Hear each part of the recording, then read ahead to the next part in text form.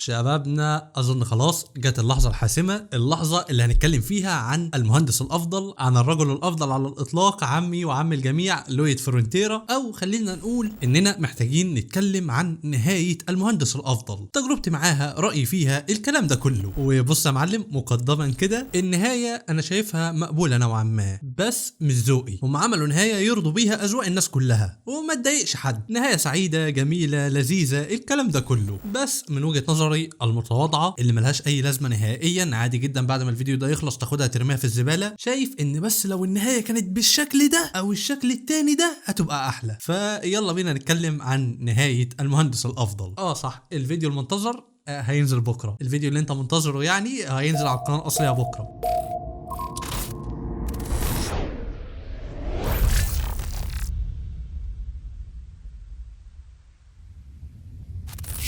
تنويه بس في البدايه ان هنا بتكلم بحريه حرق، فلو ما خلصتش المنهوى او بتتضايق من الحرق عموما ما تكملش الفيديو ده، لان انا هبقى واخد راحتي في الحرق. تمام يا معلم؟ خرجت من الفيديو، كل اللي موجودين دلوقتي مخلصين المنهوى والحرق بالنسبه لهم عادي. يلا بينا نبدا بقى. كالعاده البورد بتاعتنا الجميله اللي بنتنقل فيها واحنا بنتكلم في الفيديو، ولكن في البدايه حابب ابدي اعتراض على نقطه صغيره كده في المنهوى، والنقطه دي مستفزاني جدا. يعني نتكلم في الاعتراض ده الاول قبل ما نخش على النهايه، واللي هي نقطه قبح لويد. يا جماعه نقطه قبح لويد دي مضايقاني فشخ. الناس كلها شايفه ان لويد قبيح مع ان شكله عادي. والله في بنات كتير من اللي رفضت لويد بسبب شكله، لويد اصلا اوسم منهم. فالنقطه دي معرفش هم جايبينها منين وازاي. دي واحده من اكتر النقط اللي كانت بتضايقني وتستفزني. هم فعليا شايفين حاجه احنا مش شايفينها. القمر ده قبيح ازاي؟ ما هو بالعقل. طيب المهم دي مش موضوعنا. انا زي ما قلت لك جاي اتكلم عن النهايه، وزي ما قلت لك في البدايه انا مش معترض نهائيا على نهايه المنهوى. لويد فرونتيرا او كيم سوهو رجع للمملكه تاني واتجوز الملكه وكله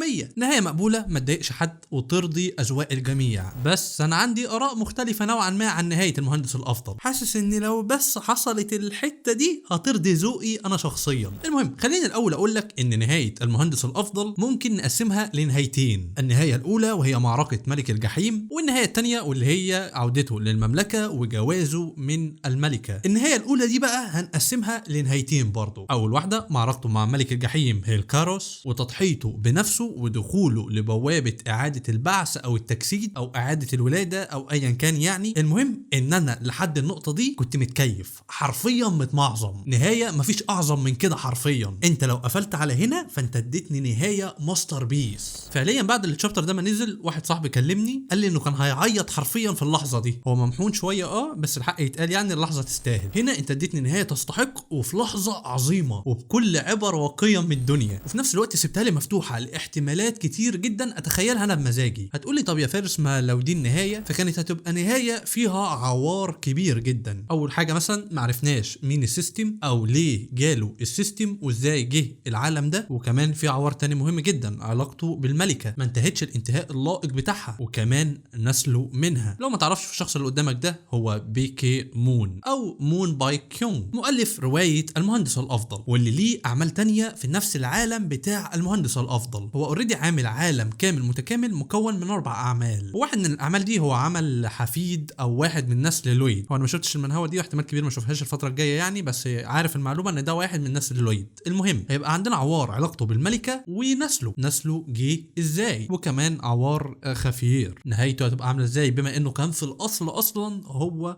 بطل الروايه. والحقيقه في عوار من دول ليه اجابه اوريدي، وعوار تاني الصراحه في اجابه من عندي مش احسن حاجه بس مش هتقلل من الخاتمه العظيمه دي. خلينا في الاول نجاوب على عوار نسله. لو انت فاكر من الشابتر 183 لحد 186 كان في لحظات فليرت لذيذه كده بين لويد والملكه، ونام على سرها مرتين تقريبا. وهنا كان ممكن يقولوا انهم مارسوا الضحك والهق والمق، والملكه بقت حامل في نسل لويد عادي جدا وهتعدي على اي حد وتعدي عليا انا شخصيا عادي وبأيدها وبحبها وزي الفل. وده اول عوار تم حله. تاني عوار بقى، هل الملكه ما بتحبش لويد؟ لا بتحبه، فبعد اختفاء لويد على الاقل هتفضل عندها ولاء ليه، وده ظهر في الفصول اللي بعد كده. وخلاص على كده يا باشا قفل 100 زي الفل. انا هاخد كميه شتايم على الاراء اللي انا بقولها دي، انا المفروض اخلي اراء لنفسي ما اطلعش بيها على النت. والله. المهم هتقول لي طب عوار السيستم يا فارس؟ اقول لك لا الصراحه دي ما عنديش حل ليها، يعني ما عنديش حاجه اقولها. اصل شفنا 15000 عمل سيستم وعرفنا مين هو السيستم في الاعمال دي، فخلاص يعني ما استفدناش حاجه لما عرفنا مين هو السيستم. انت اديني النهايه تمام وميتين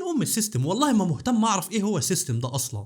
عبس انا بقدم عبس. المهم دي اول نهايه في تقسيمه النهايه الاولى. النهايه الثانيه بقى لما ظهر لنا المشهد الجميل ده، كيم سوهو بيصحى من النوم يلاقي نفسه بيقرا الروايه اللي بسببها بقى لويد فرونتيرا. انا الحقيقه هنا مش عايز اقول لكم كم الاصوات اللي عملتها بمناخيري وببقي وبمعظم اعضاء جسدي تقريبا، بدراعي كمان وبايدي وكل حاجه، لان هي لي وقتها انه كان بيحلم. وكمان كنت قاري قبلها ان الفصل ده هو الفصل الاخير قبل ما ينزل باقي الفصول الثانيه. فهنا انا كنت في اسوأ لحظاتي، عارف اللي هو إيه؟ انت بعد ده كله في الاخر تقول لي انه بيحلم. وده كان استسهال اكتر بكتير قوي من الاستسهال اللي انا قلته. على الاقل الاستسهال اللي انا قلته كان نهايه عظيمه، انما ده ارخص استسهال ممكن اشوفه في حياتي. بس طبعا كل ده اترمى في الزباله لما طلع في تكمله، والنقطه دي هنعديها عادي جدا مع ان فيها عوار ومشكله كبيره جدا، واللي هي ازاي لويد فرونتيرا يعدي من بوابه اعاده البعث او اعاده الولاده او اعاده التجسيد، ميتين اسمها مش فارق معانا، ويرجع في جسمه بذكرياته بكل حاجه حرفيا. ده عوار ومشكله كبيره جدا. بس المهم يعني هنسكبها ونروح للنهايه الثانيه اللي برضه هنقسمها على نهايتين. خفير بيبدا رحله البحث عن لويد فرونتيرا لحد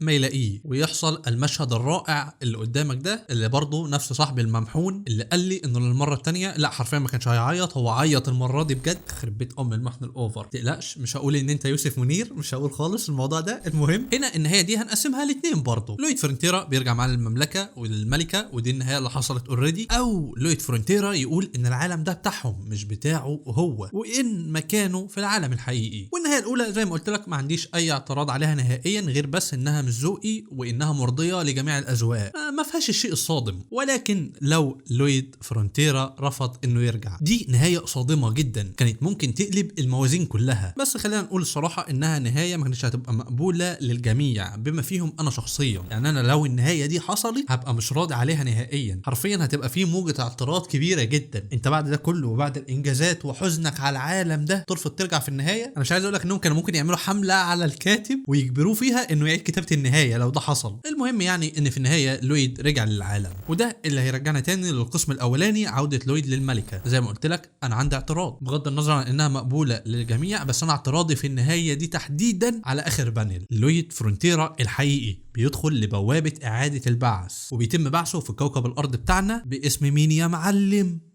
كيم سوهو. ايوه، محاولة صناعة نهاية مفتوحة، بس دي مش نهاية مفتوحة لا خالص، ده اسمه لوب. مساء الخير يا شباب، انا جاي اصحح الخطأ الكارثي اللي انا عملته في الفيديو ده. وبص يا معلم، الفيديو ده متسجل ومتمنتج من بدري جدا قبل ما ابدا اشتغل في فيديو مقدار قوة لويد فرونتيرا اصلا. المهم يعني وانا شغال في فيديو مقدار قوة لويد نزل الفصل ال 211، قلت ابص عليه واشوف لو في داتا ممكن استخدمها في فيديو مقدار قوة لويد، وقد كان فعلا واستخدمت داتا منه. المهم يعني قلت بالمره ايه ابص على الفصل الاخير من المنهوى كمان مره، واكتشفت بقى ان في بانل انا ما خدتش بالي منها نهائيا وانا بجهز للفيديو ده، وهي البانل دي. وبهذا تكون تجربة نطاق التدخل الممكن والاخطاء في العالم الادنى التي اجراها العالم الاعلى قد اختتمت بنجاح. واللي معناه ايه يا معلم؟ ان الدايرة دي والاخطاء اللي فيها منهية، وكل واحد فيهم هيكمل في حياته عادي جدا. فالهري الكتير قوي اللي انا هقوله دلوقتي ده قلته كله قبل ما اشوف البانل دي، واللي معناها يعني ان مفيش اخطاء ومفيش لوب، كل واحد فيهم هيكمل في مكانه. فانتوا اي كلمة انا هقولها عن اللوب بعد النقطة دي ارموها في الزبالة، لان كلها غلط تماما وقلتها قبل ما اشوف البانل دي. انا قلت بس اجي اصحح الغلطة الكارثية دي واعرفكم ان الفيديو اورجانيك وبيور عادي جدا، في غلطات ممكن تحصل وتتصلح بعدها عادي. المهم يعني اسيبكم تكملوا مع الهري اللي انا بقوله ده كله، وكله غلط اصلا. بالمناسبة حتى بعد الغلطة دي فانا لسه عند رأيي النهاية الاولانية هي اجمد نهاية. لويد فرونتيرا الحقيقي الفاشل الخمرجي هيتجسد في جسم كيم سوهو، وهو ناسي هو مين، وهو ناسي كل ذكرياته القديمة، وفي بداية حياته هيحاول انه يبقى انسان كويس ونظيف، بس هيلاقي ان الحياة صعبة مش زي ما هو متخيل، فهيبتدي يلجأ للعالم الخيالي وعالم الروايات، ويحب رواية فارس الدم الحديدي، ويتمنى انه يبقى في العالم ده. فيجيله كائن اسمه ويقول له امنيتك اتحققت، وبالظبط ايوه هنعيد نفس اللوب تاني. ودي بالنسبه لي اللي بوظت النهايه كلها. انت عندك اجابات محتاج ان انت تجاوبها، زي روح لويد فرونتيرا الاصل هتروح فين، وانت شخصيا اخترت اسوأ اجابه تجاوب بيها على الموضوع ده، وهو انك تعمل لوب. شيء جذاب ومرضي لبعض الاطراف اللي انا مش منهم، لان ببساطه انت على الاقل اخترت نهايه لكيم سوهو الاصلي مع الملكه، نهايه مرضيه للجميع، بس اخترت نهايه للويد فرونتيرا الاصلي بتهد ده كله اصلا ومش مرضيه وملهاش اجابه. فكان بالنسبه لي الاولى انك تروح للنهايه الاولى خالص. طالما انت عايز تعمل نفسك حنيوك وتديني نهايات مفتوحه، فاديني نهايه مفتوحه مقفوله في كل الاسئله انا اتخيلها بمزاجي، ودي هتبقى ختمه عظيمه في التوب ليفل. اي نعم مش هتجاوب اجابات كتير على اسئله كتير، بس هتسيبها للمتفرج يجاوب بمزاجه، وهتختم في اعظم خاتمه حصلت في المنهوه كلها. انا كشخص بقى اجاوب بمزاجي، عايز اجاوب ان هو هيعيش في ذاكرتهم للابد، ماشي. عايز اجاوب انهم هيرجعوه للعالم تاني، ماشي. في الاخر كل الاجابات هتبقى عندنا مش عندك انت. ولكن انت نفسك ممكن تقول لي طب يا فارس، ما ممكن اللي هو عمله ده هو اعادة تصحيح للقصة كلها او الدايرة كلها. لويد فرونتيرا الاصلي ندمان على حياته اللي عاش فيها وكان عايز يصححها،